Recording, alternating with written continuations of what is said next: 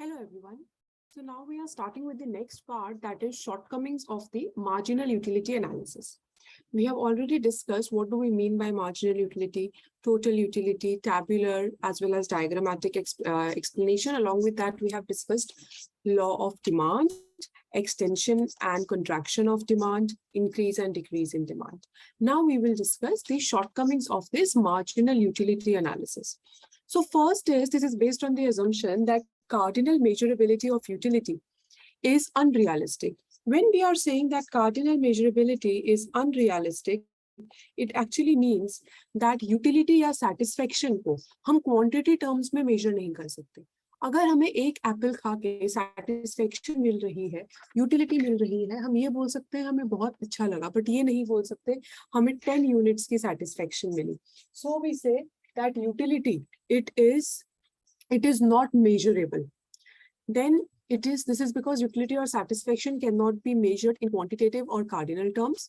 This is because utility is a psychic feeling. ये subjective है. Subjective मतलब मुझे जितना satisfaction मिल रहा है एक एप्पल को खा के, वो satisfaction किसी और इंडिविजुअल को अलग मिलेगा. तो ये subjective है, change होता रहता है.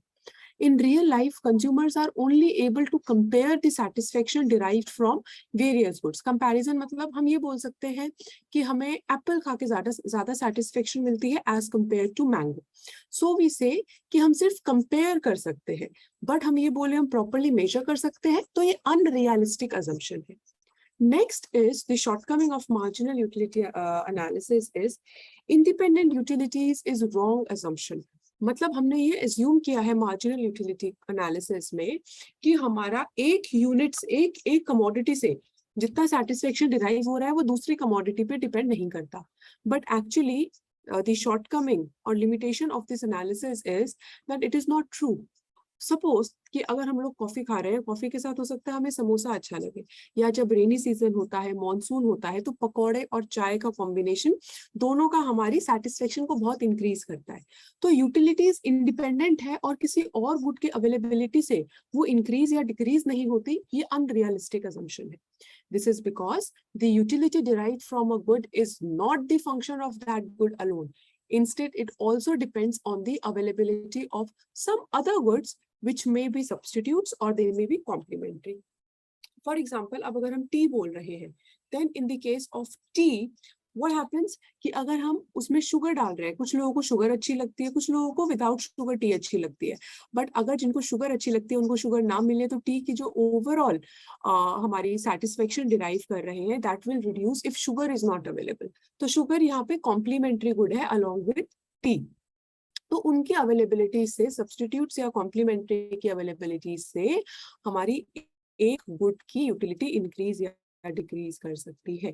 तो यूटिलिटीज इंडिपेंडेंट नहीं होती है, they are dependent on each other. Third assumption is, third shortcoming is based on this assumption that there is constant marginal utility of money. This is also a wrong assumption. Why? अगर हमारे पास suppose 1000 rupees है और एक case है जिसमें हमारे पास 1000 rupees है और एक केस है जिसमें हमारे पास सिर्फ 500 रुपीज है. तो अगर हमारे पास 1000 रुपीज है वो हम ज्यादा लिबरेटेड तरीके से स्पेंड कर सकते हैं. अगर हमारे पास 500 रुपीज है तो हमें थोड़ा सा सोच के स्पेंड करना पड़ेगा कि हमें कंट्रोल्ड अमाउंट पे स्पेंड करना है. तो जब हमारे पास कम पैसा होता है, कम मनी होता है, उसकी यूटिलिटी इंक्रीज हो जाती है, उसकी वैल्यू इंक्रीज हो जाती है. तो मार्जिनल यूटिलिटी ऑफ मनी ठीक है, कभी भी जीरो नहीं हो सकता, बट वो हमेशा कांस्टेंट रहेगा, ये भी ट्रू नहीं है. जैसे जैसे हमारे पास मनी रिड्यूस होता जाता है उसकी वैल्यू इंक्रीज होती जाती है. So we say constant marginal utility of money is a wrong assumption because when the consumer spends his money income on the goods, money income left with him declines. As a result, the marginal utility of money with him decreases. And thus we say marginal utility of money does not take into account the income effect. मतलब change in real income due to change in price of good. Income effect का basically मतलब होता है अगर हमारा किसी भी commodity का price कम हो रहा है तो हम उसके ऊपर ज्यादा स्पेंड कर सकते हैं. ये हमने पहले भी डिस्कस किया है, आगे भी डिस्कस करेंगे. अभी एक एग्जांपल देती हूँ. सपोज किसी कमोडिटी का प्राइस 5 रुपीज है and say we are having our income as 20. और हमें सारी इनकम इसी पे स्पेंड करनी है, तो हम कितना क्वांटिटीज का परचेज कर सकते हैं? 4 units.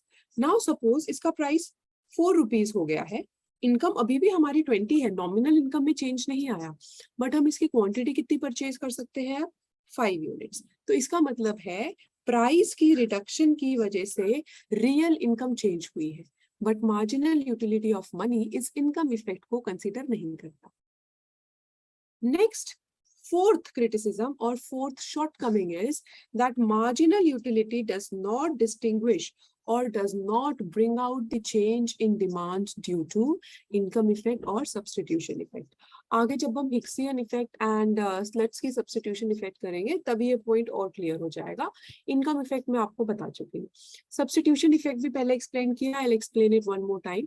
Substitution effect basically means suppose that we are having two goods, tea and coffee. Suppose abhi price of tea is say for 1 cup is say 20 rupees and price of coffee is 25 rupees. अब suppose हमारा price of coffee 15 हो जाता है और price of T 20 ही है, तो कुछ ऐसे कंज्यूमर्स होंगे जो टी की बजाय कॉफी कंज्यूम करने लग जाएंगे। So in this case we say that this is substitution effect. Price T का चेंज नहीं हुआ है, कॉफी का चेंज हुआ है, बट फिर कंज्यूमर सब्स्टिट्यूशन इफेक्ट की वजह से उस कमोडिटी को परचेज कर रहे हैं जो अब चीपर हो गई है। Next shortcoming is Marshall treated Giffen paradox merely as an exception to the law of demand. Giffen paradox होता है, जनरली हम लॉ ऑफ डिमांड क्या बोलते हैं? Inverse relationship. When the price reduces, quantity increases. When price increases, quantity reduces. ये हमारा normal law of demand है. But Giffen paradox is a situation when there is a positive relationship between the price of the good and the quantity demanded. I'll explain this Giffen paradox in more depth. So this is extension to the law of demand Giffen paradox. It is given by Sir Robert Giffen.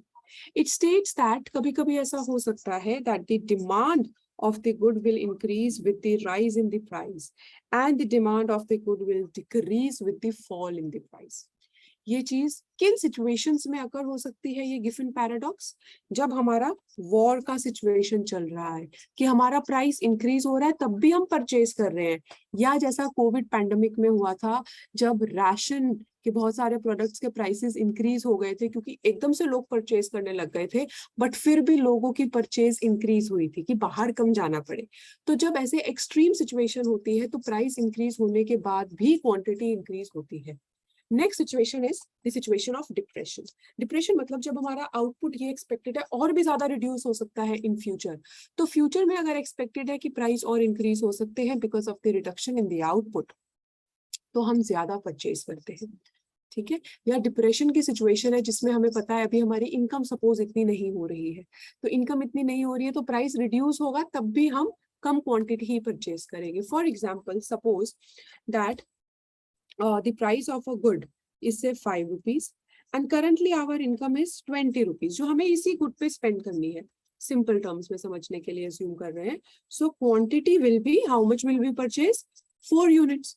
Now suppose in the situation of depression से हमारा income भी reduce हो गया, हमारी income अब 10 हो गई है, प्राइस सपोज 5 है, इन्फ्लेशन नहीं हुआ, तो हम सिर्फ 2 यूनिट परचेज करेंगे।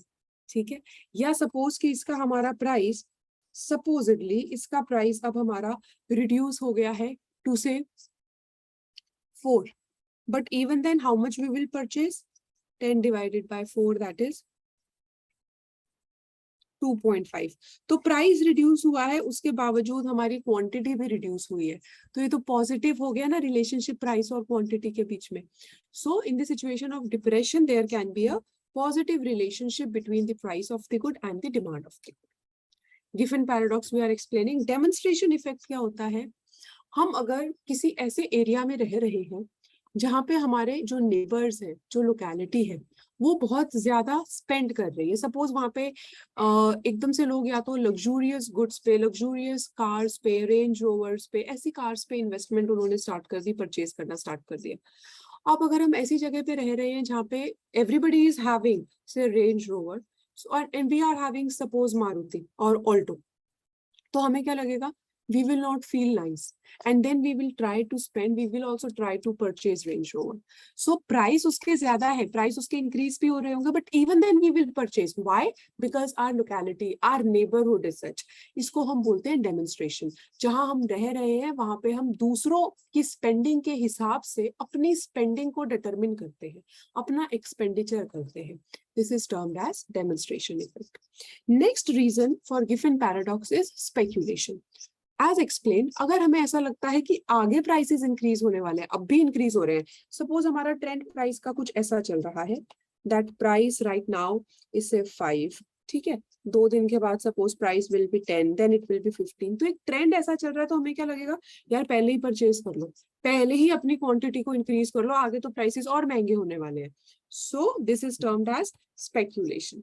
ये भी एक रीजन होता है for positive relationship between the price of the good and the quantity demanded. This is what explains Giffen paradox. MCQ में आपका question आ सकता है that under what situations Giffen paradox occurs. Okay.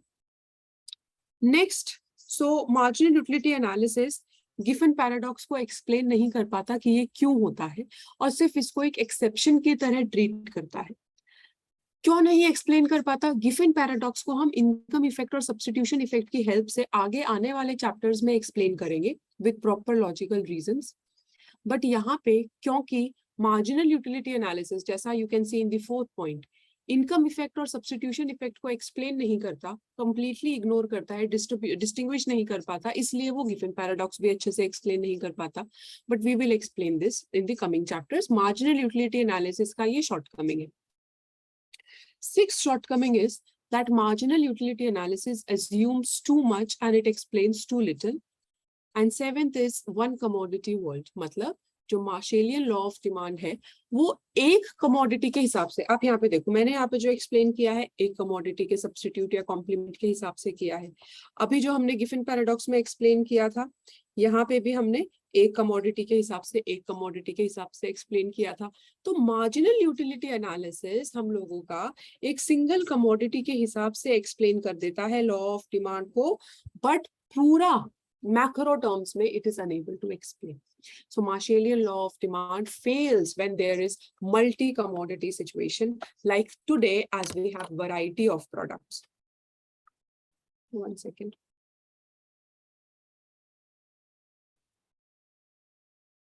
So it fails to explain that. Hence we say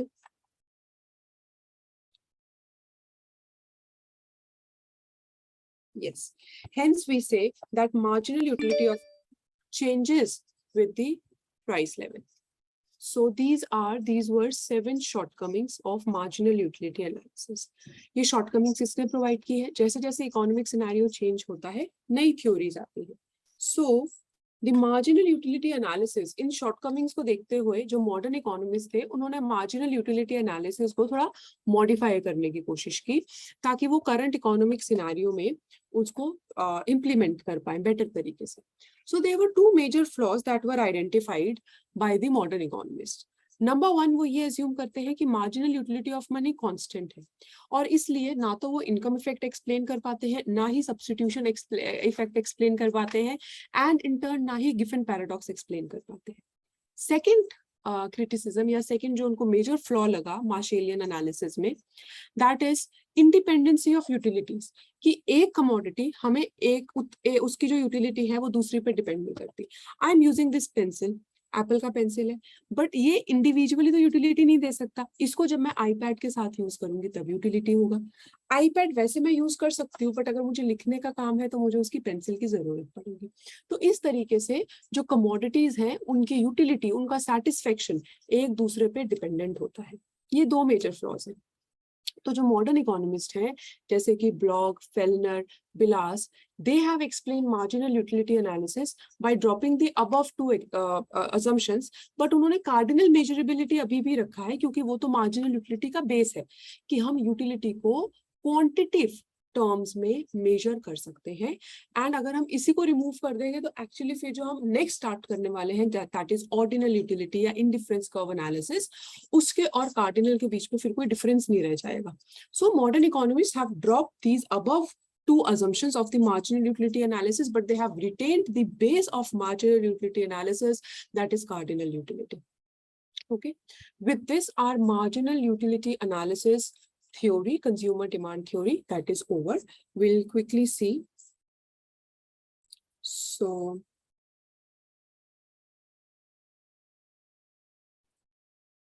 yes. This is our this is our microeconomics syllabus. So first we said that we will cover first part, that is marginal utility analysis. In the previous videos, we have covered basic assumptions of marginal utility analysis, total utility and marginal utility, law of diminishing marginal utility, law of equimarginal utility, shortcomings of marginal utility analysis, and marginal utility analysis as modified by the modern economists. So we have covered one part of consumer demand theory. Next, we will start with elasticity. Okay, please take care, prepare well.